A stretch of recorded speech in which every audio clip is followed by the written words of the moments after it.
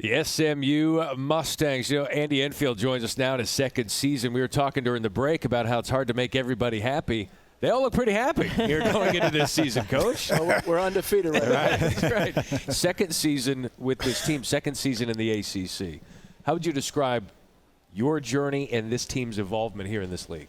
Well, there's a lot of momentum at SMU in general, especially with our basketball program. We're thrilled to be in such a power conference, historic conference as the ACC, competing against the best. And our guys did a great job last year.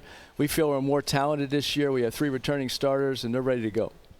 Coach, when you look at your roster last year, I mean, it's very rare to get, close to 6 guys that are scoring double figures. And I know you talk about keeping kids happy, but, I mean, for me, if I saw double figures next to my name, I was pretty happy. But when you look at this year's team, do you kind of still see that same mold? And how does how do you get guys to buy into sharing the ball and being able to see their teammate be successful? We're really proud of our guys to buy into the system that our coaching staff laid out for them last season, to share the basketball, be in the top 2 or 3 in the league in scoring and assists. And we expect the same this year. There's only 2 things I require as a head coach. You have to be unselfish on offense and play hard on defense. We give you all the freedom you want. So our players did a terrific job, and we have a couple 3 senior guards now that are really good at getting their teammates the ball. Andy, there's a science to scheduling, right? I mean, the non-conference schedule along with what you're going to do in the conference play. Well, when you look at the science of what you did and based on last year, what you learned, I mean, you're one of the last teams on the board for the NCAA tournament and you don't make it. What changes in your schedule to be able to help you besides the talent that you've added? Well, I think at 19-5 last year when Boopy got hurt, we were on the right side of the bubble, and then he came back. We lost 3 out of 5 without him, and then finished the year strong with 24 wins. Normally a 13-7 mark in the ACC gets you in the tournament.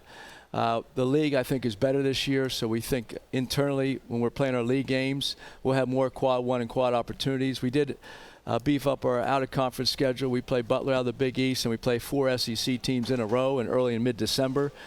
2 on a neutral site and 2 true road games. So we think we have our ample opportunity out of conference as well as a really good league. You've got a really good team, and to have a really good team, you need, I think, first and foremost, retention. The 3 guys that you were able to retain are all winning players. When you went about the process of putting your roster together again this past year, what were the conversations you had with those 3 guys? Well, Boopy Miller was 3rd team All-ACC. He's a true point guard, averaged 5.5 assists, 13 points. B.J. Edwards was 1st team All-Defense, and they were crucial because we want some continuity about our system, guys coming back. Smet Yigutulu, our other returning starter, averaged 10 and 6 as a freshman. Those guys know what it takes to win. They're competitors, and we felt if we're going to bring a big freshman class in, we needed those guys to be the leaders, lead by example, and teach those young guys how to win. Coach, I don't know if a lot of people know this fact, but I actually played with Samet in Turkey, and I saw him going up. Hubert's going to be mad at you. And I saw him play.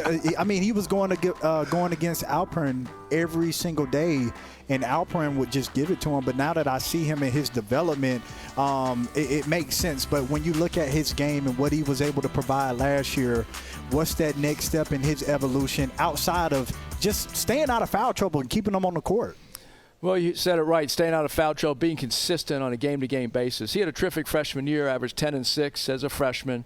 This year we're going to rely on him more and staying out of foul trouble, rely on him to get double figures and get double-doubles on a consistent basis. Yeah.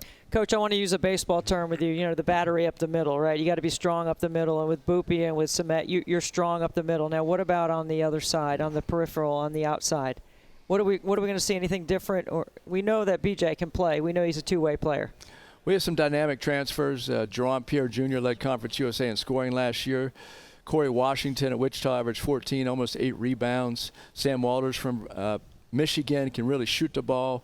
So we brought in 3 really high-level transfers. And our freshman class is super talented. They're big and long and athletic and very skilled. So we feel like we have a really good mix on the wings other than just up the middle, as you just indicated. But it starts with those the lead guards in the center.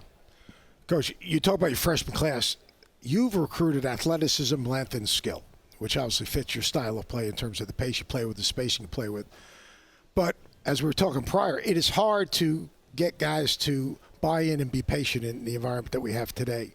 What are you going to do to keep those guys engaged so that as sophomores or juniors, maybe they don't get to the junior year because they're good enough to get to the next level?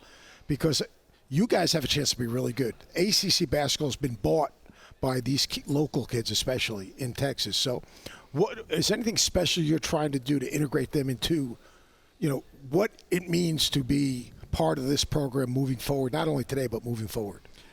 Well, that's a good point, Seth. We made a goal of recruiting Texas young men to come to our program, take ownership of the SMU basketball team and in the long run, and be the reason why we become a national brand in basketball and are successful. And all 5 of our recruits are from Texas.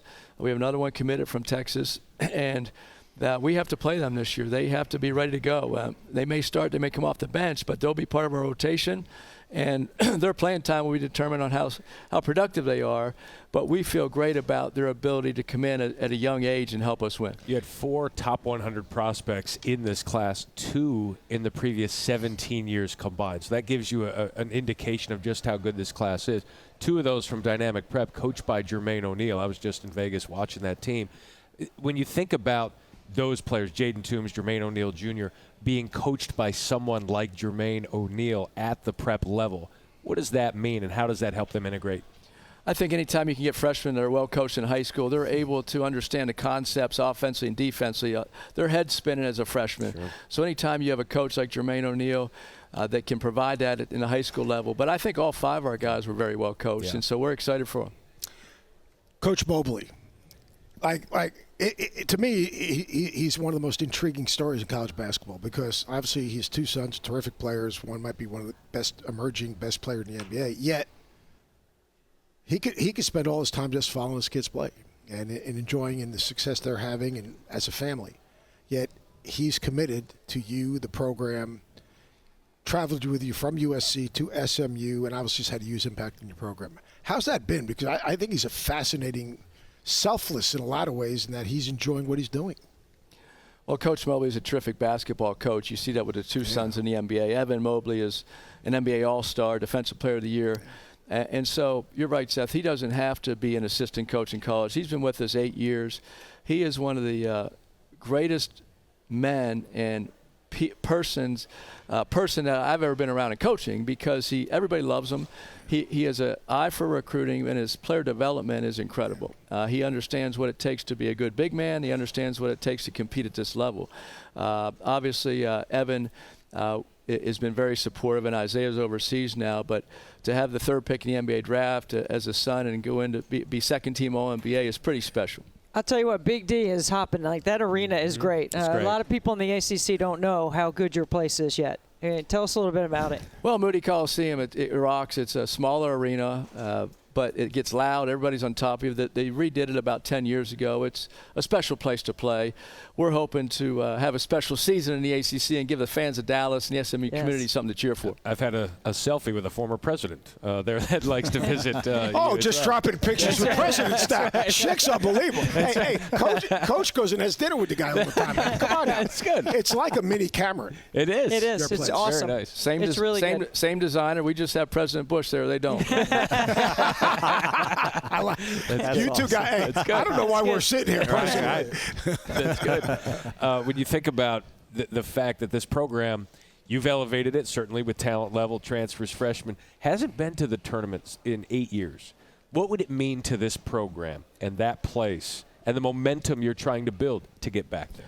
Well, I think if you look at 2 NCAA tournament berths last 37 years, only the last time they won a tournament was tournament game was 37 years ago. Wow. So what that would mean to our players, our staff, the SMU community, the city of Dallas that now has ACC basketball in a sports city. So I think it would be an incredible accomplishment. We have to get there first and then try to win a game.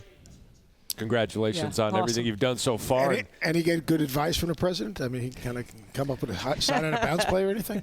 Well, he did say he's a painter. He said he was going to paint me a picture, but we had to win first. So I'm waiting.